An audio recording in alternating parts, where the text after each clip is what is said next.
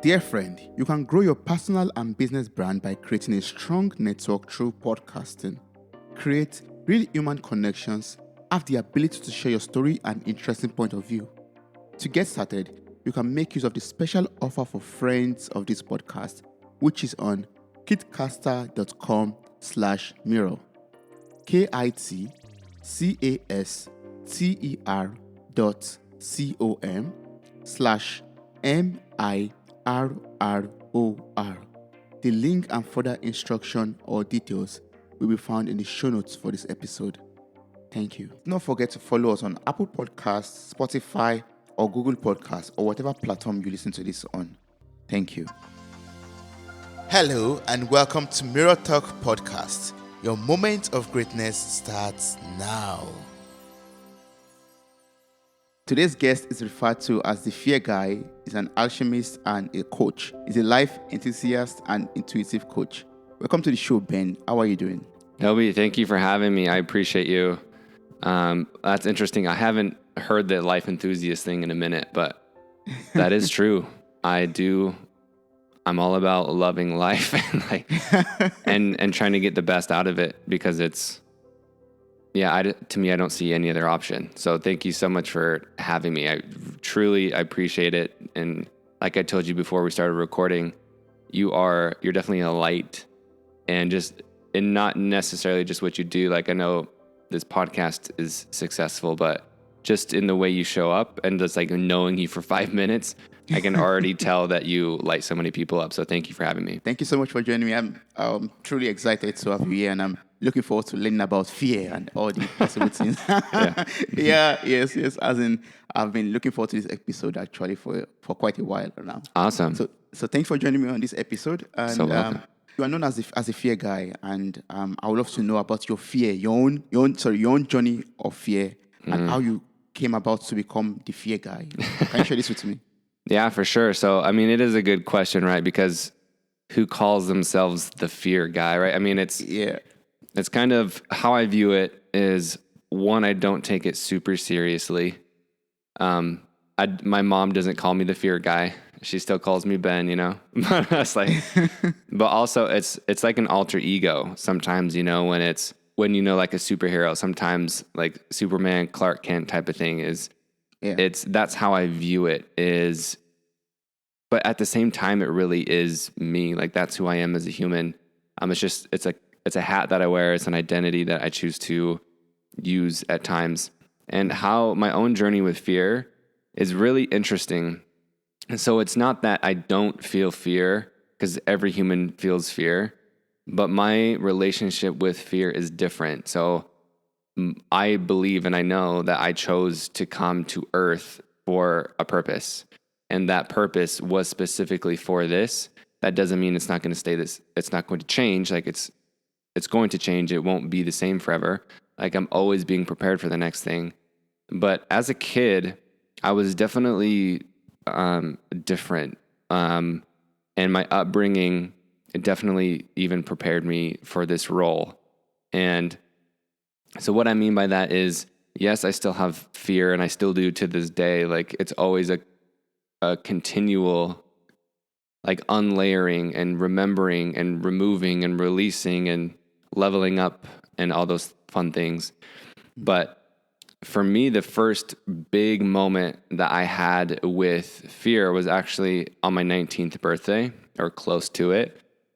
My friend actually gave me this book. So this book is called The 50th Law. Have you ever heard of the 48 Laws of Power? No, not really. So it's a book by Robert Greene. So Robert Greene's a pretty big author, but the 48 Laws of Power has mixed reviews because it's all about power and manipulation and control. But what it does, it takes you through history, and it shows you how power has been used and manipulated, and it shows you why and how to do it. But the beneficial part of that, right, is to know how it's being used, so you can be aware, so it's not used against you. But with this book, he did a sequel with the rapper 50 Cent. Oh. And so that's why it's called The 50th Law. Yeah. And so the author, Robert, he just basically studied and talked with 50 Cent and he wrote this much easier to read, because the other book is like, it's big and pretty difficult, but this one is much easier to read, much more palatable, especially for a 19-year-old. And at this time, I was actually beginning my journey in music. So I was in a hip hop group back in the day. And so this was my first passion. Like, I started my journey, music was my thing. Like, undoubtedly in my mind, I knew that I was going to do it for the rest of my life. And so when my friend gave me this book, what the premise of the book is to basically have a fearless mindset. And in the book, I got inspired just from that point on in my life was to do everything that I was afraid of. So at that point, what I was afraid of, right, was asking girls out on dates. I was afraid of me and my friend, because we were beginning our music careers, we were afraid of performing. So what we did is we actually went downtown into the city, and we would go to random strangers on the street and ask if we could freestyle rap for them. And we would ask them for a topic, but we were terrified. Like, we weren't good either, but that was the point of it, is like, we want to put ourselves basically in the lion's den and feel that fire and like wanting to grow. And so at 19, we actually started this thing that we called fear fighting. And that was the big major shift for me, where I was like, and then I saw the benefit from that of like, I'm getting better at performing, I'm getting better at rapping, I'm building chemistry with my friend, and it just gets easier. Like, it feels good. It built my confidence. And I started from that point, I went to, doing just like having difficult conversations. Like, as soon as I felt fear, I knew that was the thing I needed to do. So that was just my guide. And then, fast forward through some university, through corporate life, through relationships, all the fun things, losing money, making money, I came back around to fear. And it was at the very beginning of the pandemic, ironically enough, is where I found that fear guide calling, because I had a different business model and I had left my 9-to-5 job at this point. That's another fear story too, but it was crazy. Like, I believe that life is happening for me. And like, I lost all this money and I left my job, and I'm like, oh my gosh, like, what am I going to do? Like, I was at a point, Toby, where I really did not know what I was going to do. Like, I had debt, I had no money. The pandemic had just happened, and I was like, I'm at my mom's. I'm like, what in the world do I do? But all of those circumstances were perfect, like, because they were the perfect mixture to put me in a place of surrender. So my calling, my purpose, which is working with fear, and to guide others and to inspire others to work with their own fear, to use it as a compass, to use it as a teacher, happened perfectly in that moment. And so I said yes. I rebranded my business, and from there, so many cool things have happened. But it seemed like a big moment of just switching into the fear guy, but so many life moments had prepared me for that. And then all of a sudden, I just had to say yes. Things changed dramatically. And then I continued to say yes to fear every single day, because it's a journey, my man. It's a journey. Yes, I can imagine. And I find that very, very inspiring and very informative, actually. And one thing that is also going to be very good for you to share is going to be that fear of, living your 9-to-5, that security that you had, living it even at the peak of the pandemic, for example, and, saying yes to the fear of, of that, and saying yes to the possibility of what comes after leaving your job. Can you share the story? How did you overcome that fear, or how did you go about it? So it was the beginning of 2019. I made this big investment into cryptocurrency. So I invested $40,000 US, which is a lot for most people. It's like, and I leveraged debt. So I was like, you know what? Like, I just felt good about it. Like, honest, like, your financial advisor wouldn't like me, because I'm the person who I make decisions based on my gut and my intuition. And of course, like, my eyes were big of like how much money I could potentially make with it. but for some reason, I just knew that it was the thing I should do. And so I invested this money. And at the exact same time, I accepted a new job. So I was recruited for a director, 6-figure, amazing opportunity at this company. And so I said yes to this new job. I took the new job. So, I was going to have stock options. I had savings. I had a 401k. I was single, no family, no dog, no mortgage. So it's like, for me, it was the perfect time to make a big risk. Like in my mind, I was like, I'm ready to make a big investment. Like I've kind of been doing the small things and now I'm ready to go big, like take a big risk. And so that happened. And then I was actually making money, doing nothing.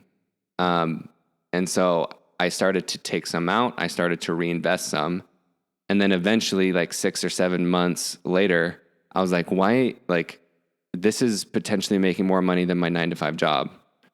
And before this other corporate job, I had spent, I think, 7 or 8 years at the same company. And then at this new job, I was only there 7 months, which is funny. But I knew that the job wasn't for me because I didn't want to be my boss. And so he is a great guy. Like the CEO is a great human, the VP, great human, but I did not want to be them. Like my soul and heart wasn't in it. Like I'm not a lazy person, but it was almost like I had to force myself to be there. It was like I was showing up late. I was like leaving early, taking long lunches. And it was like I was almost like repelled from it. And it was such an interesting experience. So that's how I knew, right? As like, okay, something's different. This isn't for me. And then fortunately, I was having that passive income. And so someone told me one time is if money didn't matter, what would you do? And I was like, oh, I'd quit easily. Like there's no question, right? Yeah. But to the realistic person, it was like, well, you got to have savings. You got to have 6 months. You got to have a backup plan. And I'm not like that, but I still felt the fear of it was still just scary. Like there's so much unknown. It's just wild. Like, but similar with that investment, like just that big risk, I knew I should do it. I knew that I should leave my job. And it was scary. Like it was terrifying, but I knew I just needed to jump. And so I quit my job. Some people, when they quit their jobs, they like shove stuff. Like they have a big quit store. They throw the things off the desk. Yes. They throw things in the air and they're like, woohoo, like F the man, screw you, Yeah. And for me, it wasn't like that. It was like a confirmation. It was like, oh, this feels like me. And so that's how I knew. It was like a calm confirmation of, oh, this is me. Like, this feels like me. And now it's almost 2 years later. And sometimes like, it's wild how it's worked out. Like I've had lots of times, I've had lots of doubt still, right? Of like, how's this going to work? It's like, but it always does. And it's crazy. So that's how I quit my job. But then when I quit my job, that's when I found out that money I invested, I lost the initial investment. So I still had some savings from that, but the initial investment I lost. So that's when I was like, shoot, like I really got to figure how to make money and not just chill and have fun and travel. Yeah. Yeah. And then that brought us to the point we already talked about at the pandemic of making the money was one of the best things that happened to me because it allowed me to quit my job. And then losing the money was one of the best things that happened to me because it allowed me to find what I was supposed to do with my life. Yes. And now you are living like in a better version of yourself. You are living the best version of your life then. Yeah, I would just say, you could say best. I would just say me. Me. Because I think everyone has their own story. Everyone has their own path. I do not believe in telling people to do things like me. I believe in doing what your heart tells you. Like you have a unique design and purpose and path. So what does that look like for you? And only you know that. So you can take inspiration from my story, but it's just doing what is aligned and feels good to your best version or to your highest, self and soul. So I'm continually, coming back to what feels good for me and what is right for me. Not just because this is the right thing to do because you see it on social media or whatever. You see friends do it, right? Because that stuff doesn't go away. That stuff is still there of like, oh, this is what I'm supposed to do. I'm supposed to sell like this. I'm supposed to market like this. I'm supposed to do courses like this. But it's like, okay, I can still take inspiration from those things. But what is natural and organic to me? Yes, I like the fact that you made mention of that. Like it boils down to you knowing yourself and knowing what you're supposed to do, your purpose, and how you have to go about it. Not following Ben's story and saying I'm going to do exactly what Ben did or whosoever is out there. It's doing you. Like you said, like knowing yourself. Honestly, that's arguably, I think, one of the most important things you can do is just know yourself.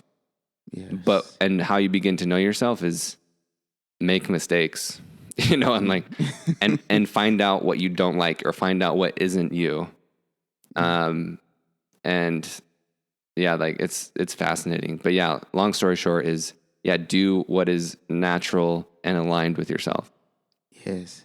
So what would you say is your definition for fear, or what's the truth about fear from your experience so far? Oh, I like that. That's a good question. So I think like what's like a definition? So I think one of the definitions of fear of like, if you look in the dictionary, is like highly unpleasant emotion, either real or imaginary. And so it's like, right. And that's exactly what it is. It is very unpleasant. And to me, I believe that, fear is at the root of your suffering. So, but fear is also the key to your freedom, right? Your transformation is on the other side of fear. So I view fear as a compass, as a guide, because what you most fear is usually what you need to do the most.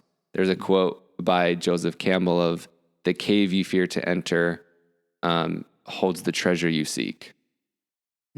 And that's what fear is, right? It's keeping us controlled and small, in our not best selves.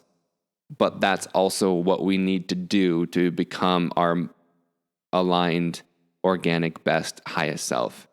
Yeah. So fear, man, dude, it's powerful. Like I believe it is the most controlling. It is the most, people don't realize how much it rules their life in every aspect. Because if you just start paying attention of where am I fearful, you make a lot of decisions out of fear every single day. Right? Even if, why am I not saying the thing fully? Right? Why am I not expressing my truth? Why am I not doing this thing? Why am I not posting this? Why am I not investing this? Why am I not taking this action?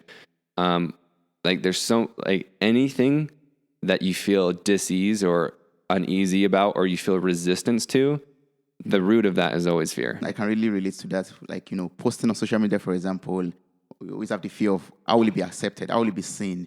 Yeah. Or maybe investing in a business, like, will I lose this money? And what's going to happen to my investment, for example? It's always like big fears that want us to, combat or deal with every day.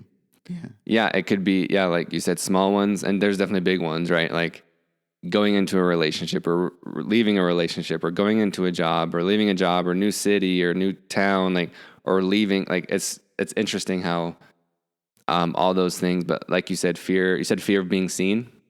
Yeah. Yes, exactly. Yes. Yeah. A lot of people don't.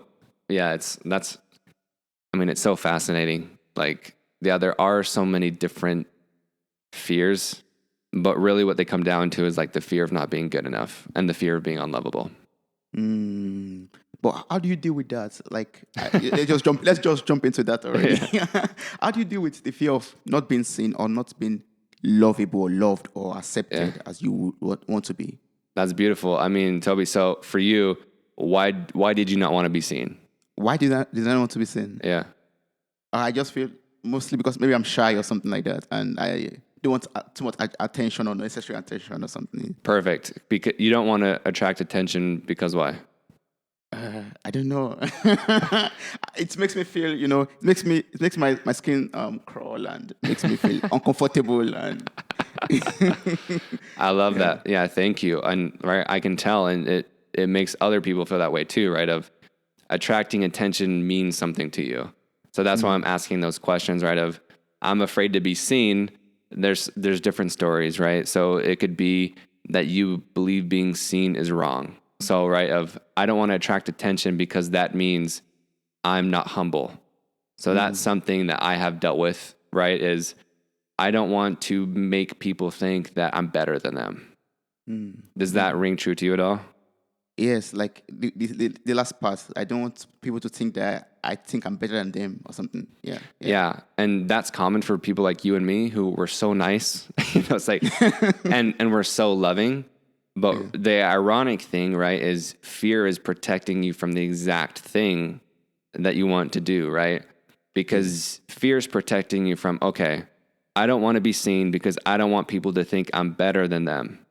But you still love these people. You still want them to be inspired, right? And so what happens by you not owning your power or not stepping into the full vision of you to be seen? Well, yeah, by you not doing that, you don't inspire those people. True. You're right. Right? So the fear of being seen. I actually have a podcast about that. Did you see that yet? No, I've not listened to it yet. Perfect. And that will it's like a private coaching session. So I take you through like exactly what to do so that could help for you and other people. Yes. Yeah, but it's so often it's related to like a fear, like if you want to relate it to like a fear of rejection. So I'm afraid of being rejected. So I'm going to reject myself so other people can't. So you do the exact thing you're trying not to do. Not to do, yes. And you don't get any type of result now, you know? So it's an interesting mix of getting to the root of, well, why am I afraid of being seen? It's like, well, because I don't want people to think that they're less than me. I don't want them to think that I'm better than them. Well, is that true that by me putting myself out there that I'm better than them? No, not at all. Like, it's not true. If anything, it's, look, I feel this fear and I'm stepping into it. So that makes me brave. I'm exercising my courage, and then you can do the same thing. And then that will inspire people, within their own life to step up and also be seen. Right. Yeah. So that's what I mean because you want to inspire people, but if you are not seen, you will not inspire people.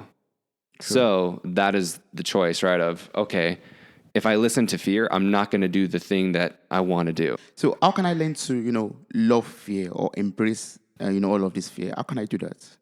Oh, I love it. So just simply, I think the very first step, just like a baby step, is knowing that fear isn't wrong. So similar to anger, right? We don't want to feel anger because that thinks it makes us an angry person.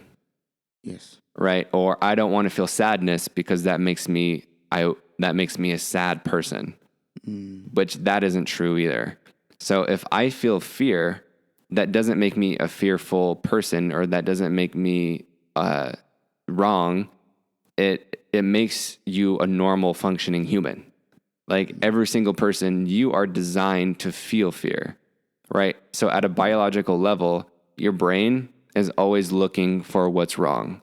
So when people suffer from anxiety, stress, or worry, that's exactly what's happening, because your brain is always, because we live our lives 95% subconsciously. So your brain is, without you even knowing it, always looking for what's wrong, because that's its function, is to protect you from harm. So if you have something good, it's the immediate thought is, how am I going to lose it? Because your brain isn't built to be like, okay, well, let's look for good things. It's no, like this part of your brain back in the early days was, I need to look for threats so I don't die, right? It's a survival tool. Yes. But now most of us don't have to deal with, tigers and lions every day, but that part of our brain is still very active. So what it does now is it continues to look for threats, but the threats come in people not liking a photo on social media. You know what I mean? So it's like, So it's still real. It doesn't make you wrong, but an understanding that it's a normal emotion that you're going to feel, that's step one. And to allow yourself to feel it, and feel safe feeling it. But a lot of people aren't safe.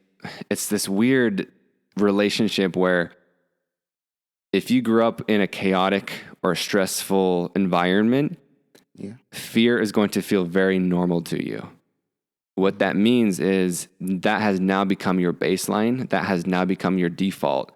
So as soon as things start to go well for you, like you experience love, you experience success, you experience peace, that actually feels foreign to you. So your brain registers that as a threat because that isn't your normal. So anything out of your default setting is considered a threat to your brain, even if it's something very, very good, because that is different. And so different means bad. And so it's trying to protect you from that. But so you just have to practice feeling that, right? Of, oh, even good things, this is why I self-sabotage. This is why things don't last for me. This is why I'm always stressed, is because this feels normal to me. So a very just first step is normalizing it's okay to feel it. If you practice meditation or you practice breath work, even just a few deep breaths with yourself when you feel fear, close your eyes, get centered, tell yourself it's okay to feel it. And then the next step would be, what is this revealing? Yeah. Right? One of my favorite questions to ask is, what if fear didn't exist? Because that always leads you to your truth, right? Similar to what I said about the job, like when I left my 9-to-5 job, what if fear didn't exist? Well, I know what I would do. That's my truth, right? Yes. If I'm in a relationship, what would I say? What would I do if fear didn't exist? That's my truth. And it's not a matter of like, well, I would go, like say all these mean things and cheat and like on all these women, it's like, that's not your truth. That's still like a shadow. You're still trying to hide. You're still trying to numb something. But most people listening, I imagine when you ask the question, what if fear didn't exist? There's somewhere deep down that they know what that is, and it's love. Because fear is not the opposite of love. Fear is the absence of love. And fear and love are very tied in. So I use an example of like a thermometer. So when you have a thermometer, right, at the top is hot, at the bottom is cold. Let's say love is at the top, hot, and cold is at the bottom. So they're opposites, yes? Yes. They're opposites. However, is there at any point in the thermometer where it's not a degree, right? So even if it's freezing at 0 Celsius, what if it's 1 degree Celsius? Would you still say it's cold? I would still say it's cold. What about 2? It's cold. So it's like, but so what I'm using is, well, what is hot? What is cold? Same thing with fear and love. Well, what is fear? What is love? It's very clear to see, okay, 100 degrees is really hot and 0 degrees is really cold. Yes. However, they are still degrees. So why I say that is because there's a book called The Kabbalion, and it has this quote of, or close to this quote of, opposites are different in degree, opposites are identical in nature but different in degree. So hot and cold are still heat. Yes. Right? So even like if you go into space, for example, it's really cold, but the part that the sun shines on, like on a satellite, it's actually really hot. And then the opposite side where there's no sun is really cold. So it's the same, it's bringing that metaphor back around of, okay, now I know fear is the absence of love and cold is the absence of heat. So fear and love come from the same intelligence. They come from the same source. It doesn't make one better or wrong or right.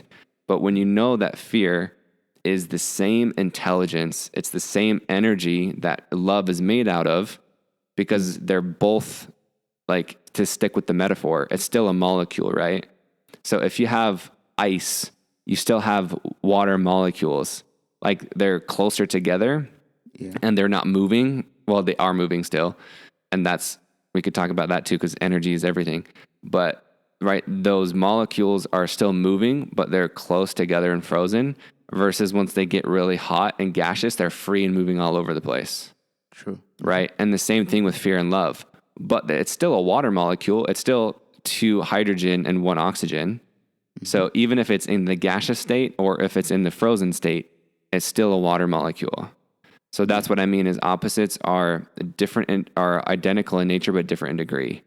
So it's once you realize that as like, oh, fear and love are actually really the same thing, just a different expression, just a different degree, you can have a lot more compassion for yourself, and then you can begin to make new decisions. Yes. So would you say love casts out fear, for example? So simply, yes. I think it's more nuanced than that. But yes, I think you have the choice to choose, love or fear in every moment. And that goes back to the question of, well, what if fear didn't exist? Well, I would feel love. Yes. However, fear reveals where you don't feel loved. So that doesn't make fear bad, right? If I want to feel more love, if I want to be more free, if I want to be more successful and fulfilled and feel more me than I ever have, then going to the fear is where I should look. Yes, you're right. So my next question is actually inspired by one episode of yours from your podcast. I've not mentioned it. It's called Feeling Free with Ben Harris. It's available on all major platforms. I was listening to it, but it has to do with, a little bit of meditation. So I said, okay, I'm going to listen to it later when, I have a lot of time to, listen to each second of the episode. Yes. So it talks about, speaking to fear. So that's the question. Are there ways we could, speak to different kinds of fear that we experience? And how can we overcome this fear, or how can we even use this fear to our own advantage? That's cool. So you said you have listened to it, or you're listening to it later? I was listening to it, then it came to a part where you have to, do some work, like some meditating. Okay. So I paused it and said, okay, later I'm going to do this. Okay, cool. Yeah. So yeah, it's a similar question of what I asked of like, what if fear didn't exist? Or you can even just ask fear, what are you trying to show me? Or why don't I feel loved? Or why don't I feel enough? Or a fun question I like to ask is, what would I believe? Or like, what do I want to believe? Because you can choose what you want to believe at every second, at any moment of the day. So it's when you speak to fear, I believe fear reveals where you're not free. Fear reveals like I said earlier, where you don't feel loved. Yeah. And so using that as a guide, as a compass, speaking to it, because I believe that fear is an energy and fear has a consciousness. So when you speak to it and you listen to it, it's doing the best it's doing all it knows how to do. And so when you can speak to fear, I also have an episode with Shaman Durek. That's really helpful for people if they want to dive into like the energy and the frequency and the spirituality of fear. But that's really what speaking to fear is just listening. Because most people don't want to listen to it because it freaks them out too much. They just avoid it and they hide it and they get far away as possible from it. So speaking to it is just simply listening. Like, what is this trying to show me? Okay, so once you recognize this kind of fear in your life, you're going to maybe take some time to sit down with it and speak to it and try to find out what it's trying to teach you or show you. Yeah, exactly. It's that simple. Yes. And are there like some meditation one could do to that, or some breath work or whatever to really dig deep into that into that fear or that realm of really being able to concentrate on the fear or speak to the fear? So if they want to go deeper, yeah. So I like it. So yeah, like if you want to go deeper, I would begin journaling and keeping track of every negative thought that you have, of every time you feel fear, of every time you doubt yourself, every time you don't feel enough, anytime you want to hide. I would start to track all those things, just do it for 3 days or 7 days, and you will begin to notice a trend of, oh, this is where I feel fear. And then you can go into those things and do those things that we just talked about of, well, why do I feel fear here? And then you can just ask the question like, okay, if I feel a lot of fear around my job, right? If I'm worried about doing a good job because I don't want to be fired, well, have I ever been fired? No. Then, okay, why am I worried? Have I ever been fired? If the answer is yes, well, am I doing better than I ever have before? Am I getting, it's just getting to the truth of it. So Tim Ferriss, he has a good, he wrote the 4-Hour Work Week, but he has this exercise. It's a TED Talk and it's called fear setting. So if people want another deep dive into fear, it's instead of setting goals, he believes in setting your fear basically. So you identify what your fear is, and then you look at it, okay, well, what can I prevent this from happening? And then if it does happen, how can I repair it? So it's just a really simple reframe of fear as well. Is there a way that one could, gain like total freedom from fear? So I think it's a yes and no. I think yes, because that's what I want to believe. And so it's because I think that we have all experienced that, right? I think even if it's just for a moment, I think we can think back to a time where we really did not experience fear. It was just pure bliss and love and excitement and the freedom. So that feeling does exist because we felt it. And the fact that we're even talking about it makes it possible. Like the fact that we're just asking the question means like it's possible, because we wouldn't be able to even know that the question was possible if it was impossible. True. And so I think it is true, but the first thing that I tell clients is fear doesn't disappear, because part of our human brain, like we talked about earlier, is always looking for things to protect us from and to predict our future. Yeah. And so I think like ascending in consciousness, or maybe when we die, right, we're not going to feel it exactly. Yeah. But we can practice not feeling it as heavy and not feeling it as controlling and overwhelming as it is, and just see it for what it's trying to do of like, okay, you're just trying to protect me. No, I'm not going to lose my job. No, I'm not going to lose my house. No, I'm not, this doesn't mean I'm unlovable. No, this doesn't mean I'm like better than someone else. No, that doesn't mean like all these things that it's telling you, it's trying to protect you from, because it's individual, right? Like everyone has a story or has trauma or has experiences of that reason. And there's this quote I like, his name's Peter Crone. He says, past hurt informs future fear. And that's exactly what happens, right? Is, okay, I got hurt at this point. So the now me is trying to protect me from experiencing that hurt again. But that's not happening right now. So it's actually kind of crazy that I'm living my life based on right now for something that is no longer even real, that it's no longer happened. It's not happening. So why am I afraid of it? Yeah. So it's just going into that of like, that's so interesting, of like, I'm afraid of something that technically doesn't exist, but it feels very real. And that's what fear does to one. Yes. Yep. It makes you. Yeah. It paralyzes you. Yeah, that's true. But still, it has some crucial importance, right? Like, trying to protect you, or other importance that it has for us. Yeah, it's good. I mean, thankfully for fear, like I'm not going to go jump off a cliff or touch a hot stove. So it still does basic biological human protection. Yeah. But there's a deeper layer to fear, like the energy and the spiritual side of it, where it's very unhelpful. Yeah, that's true. That's very true. No, earlier when you were sharing your story, you talked about you quitting your job to start your business, for example, and taking investing into cryptocurrency, for example, and all that.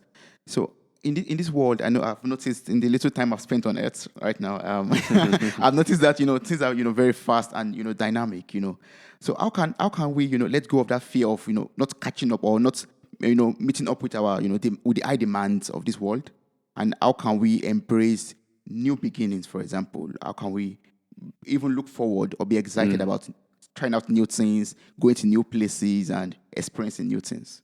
I like that. So I'll ask you, like, when you feel like, why are you nervous about letting old things go?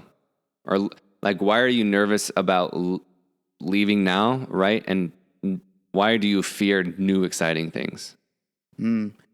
I fear that because I would say now it's certain. I know what is happening right now. I feel comfortable with what is happening right now. I am certain. I have the security of what is happening right now. And then trying out new things for me will be like, throwing me into the deep blues, for example, into the deep water. I don't know what is waiting ahead of me, and it's not just sure. So that security is missing. Yeah, right. Like, you're exactly right. Is like, you don't have that security. But I really like this question, so thank you for asking, because it's, and I think this will help you and other people, right? Is so the security of the unknown isn't there, right? Like, or of the unknown is like, I don't know what's going to happen. Exactly. However, Toby, like, has the quote unquote current, your whatever you're living as, right, or everyone else listening, the current thing that you think is stable, that you think is secure, has that future happened yet? No. So the ironic thing, right, is you're still afraid of something that hasn't happened. Yeah. For both. True. Exactly. So the ironic thing is, when people tell us to be realistic, is they're actually being delusional too, and they are being unrealistic. Because if someone says, okay, Ben, Toby, like, you need to be realistic, stay in your job, this is never going to work, don't leave, it's too risky, you don't know what's going to happen, something bad could happen, who knows? Yeah. You could lose all your money and look like a failure. Like, okay, yes, that is a possibility. However, the thing that you're telling me to be realistic about has not happened. And the future that I think sounds really cool has also not happened. So when someone tells me to be realistic, I laugh, because they are also being unrealistic. So, like, does that make sense? Yeah. Right? Yes. Like, we're both delusional. We both believe in something that hasn't happened. Yeah. So it's ironic, right? Is we both parties are exercising faith, because someone says be realistic and plan for the worst. That worst case scenario hasn't happened. So they are choosing to put their faith in something that hasn't happened. And you can also put your faith into something that hasn't happened. But which future do you want to focus on creating? That's true. But sometimes people think the current situation is very familiar. Yep. You know about it, and from this point of view, you could project into the future to determine what could happen. But then if you switch lane, or if you embrace something new, you don't know what you are getting yourself into, and you don't know how to project into the future that way. And this fear of the uncertainty is always like, very, very, very huge. Yeah, it's very big, right? But the same thing is like, you could project into the future, but it still hasn't happened. You can project all you want. Stock market crashes happen. Bitcoin prices happen. People die.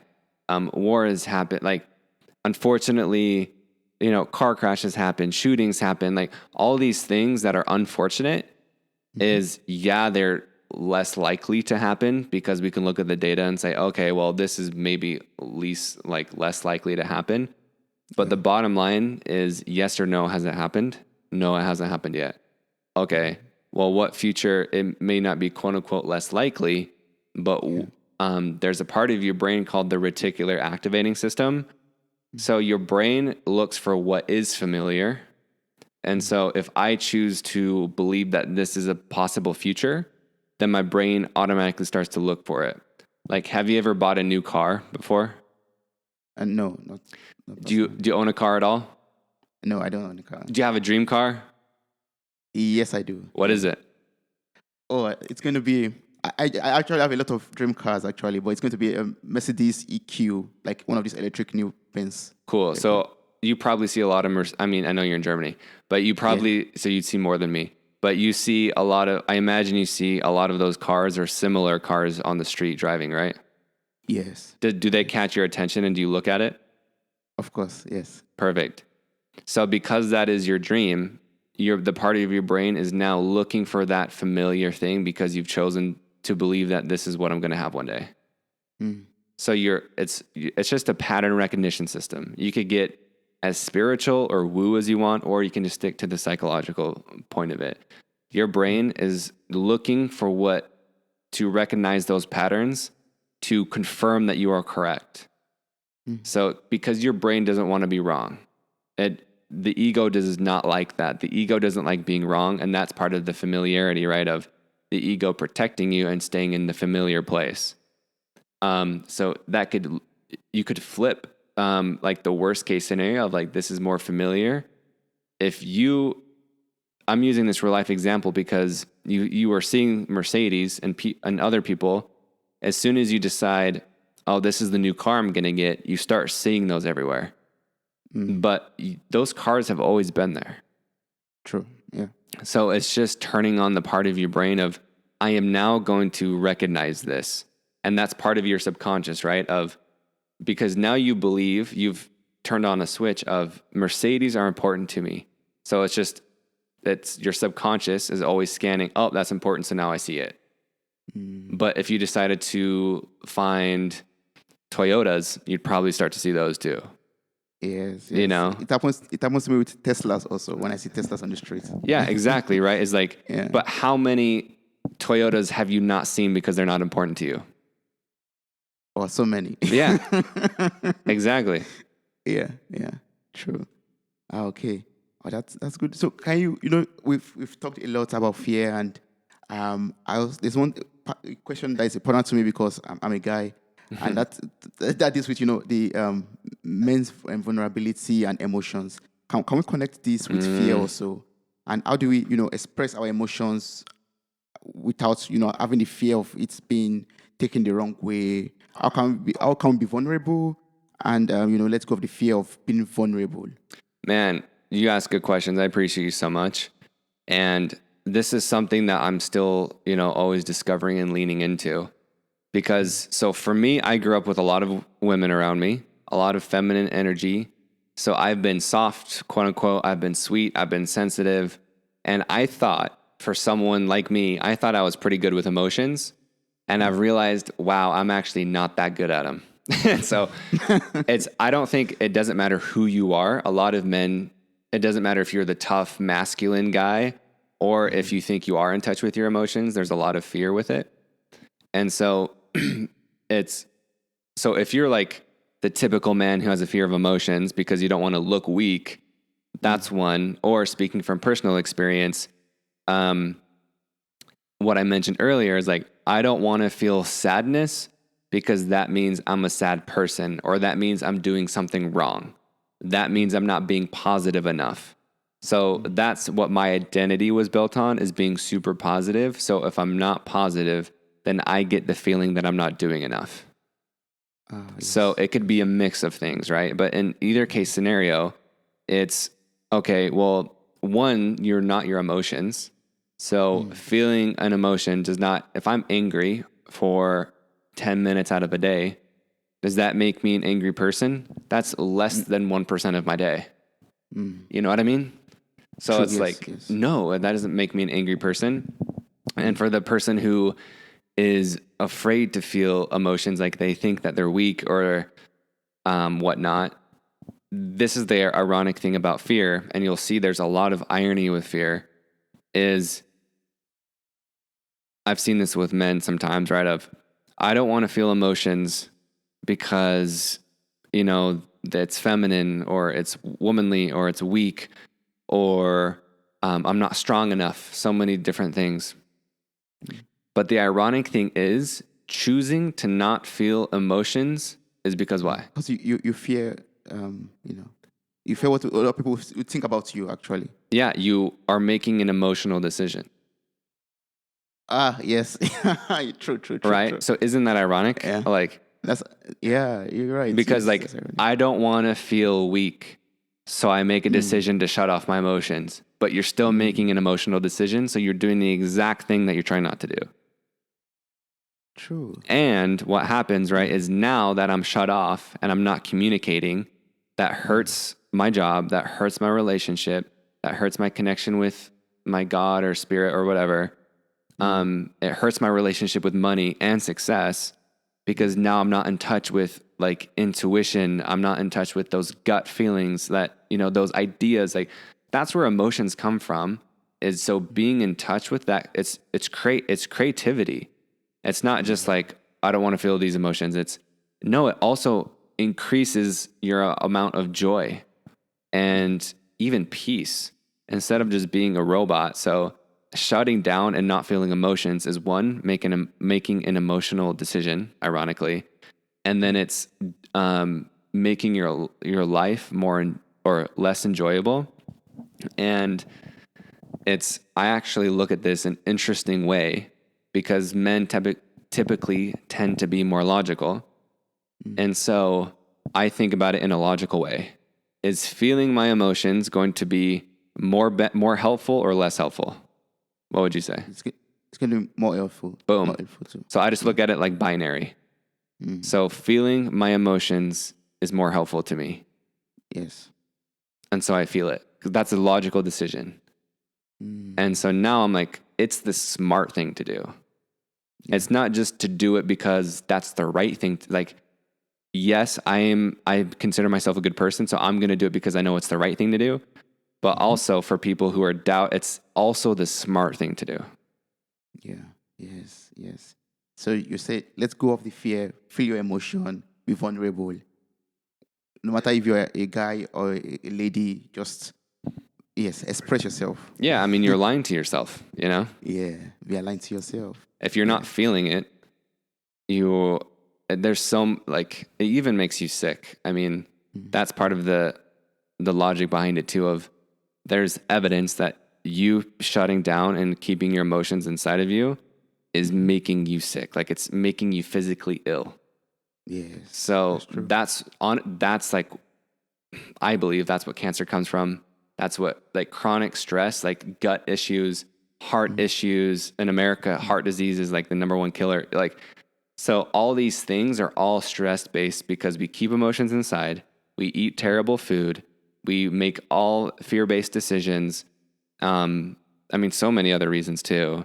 But if you're just able to express your emotions and how you feel, and I'm not saying like I'm perfect at this. Like, I do this with my partner. Like, I've just started to really like just say how I feel, and that's it. Because part of my identity is I want to look like I have it all figured out. So if I express like I'm frustrated, then that reveals that I do not have it figured out.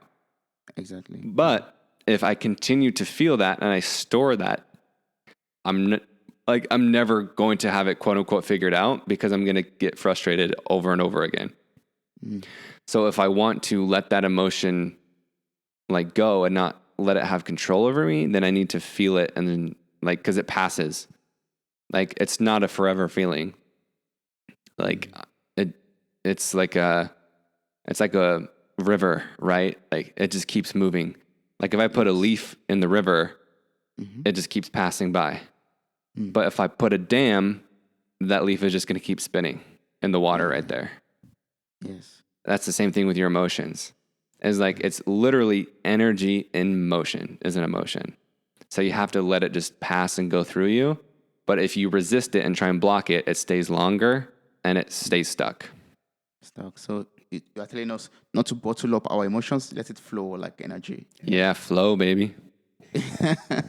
That's great. So you are a fear alchemist, intuitive guide, a lot of things actually that good and wonderful things. So what's the best way to get across to you, to get in contact with you, to work with you? I know you have some courses, you have some freebies. You have some manuscript that one could download on your website. I'll place all this link in the show notes for this episode. So copy or click on the link to get across to you.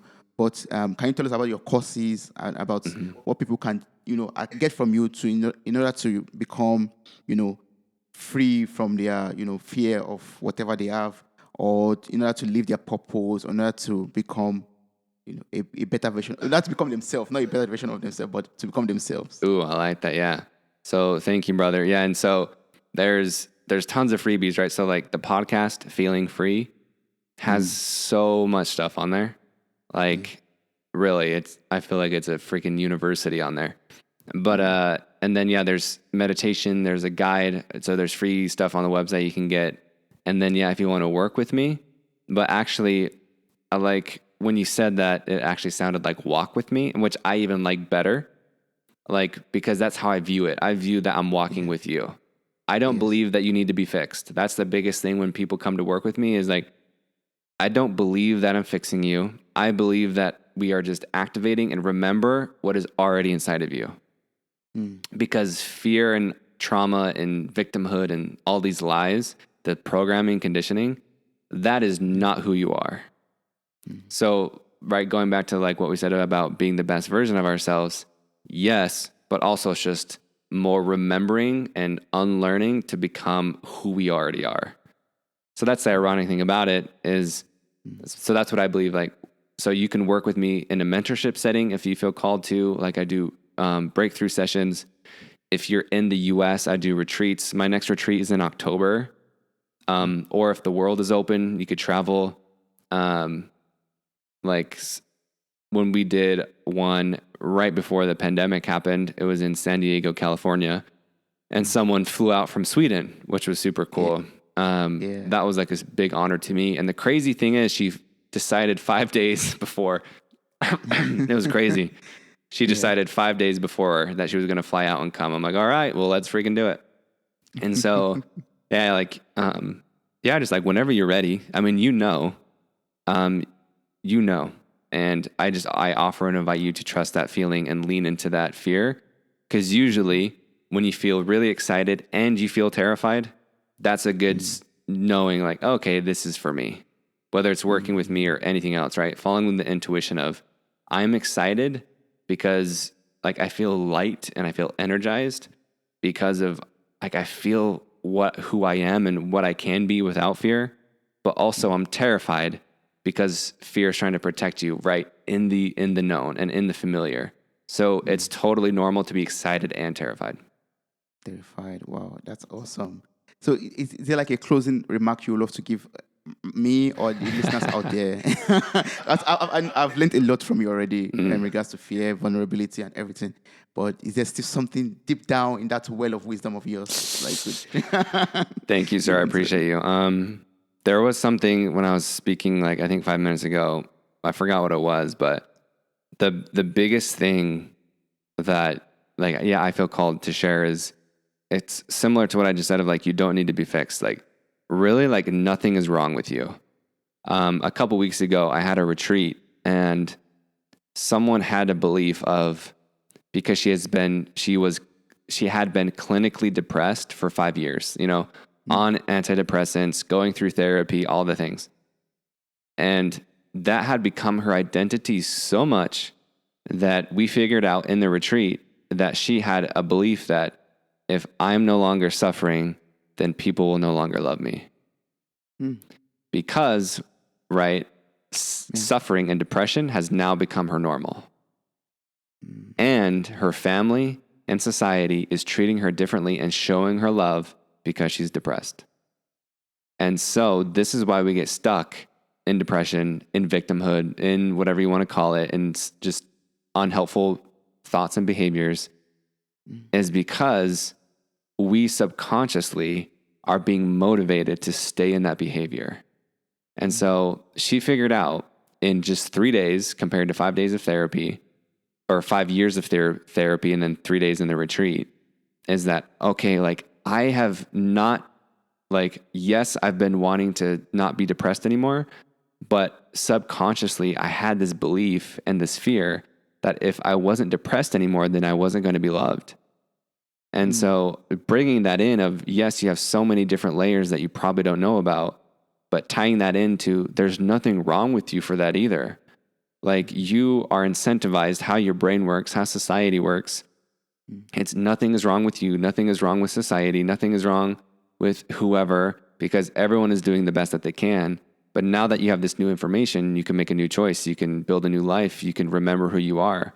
And so that's what I would offer is just remember who you are and nothing's wrong with you. That's a very wonderful closing remark. Just remember who you are and there's nothing wrong with you. Oh, Thank you so much, Ben. I really appreciate everything I've been able to learn from you today. Delby, I'm really glad. I appreciate you, brother. Like for real, thank you for asking such great questions and being light and being a mirror for both of us.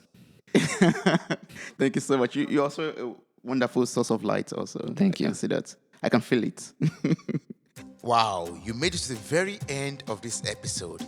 Thank you so much for listening. I'm grateful for your time, your love, and your contributions. Subscribe, like, review, and share this podcast. God bless you.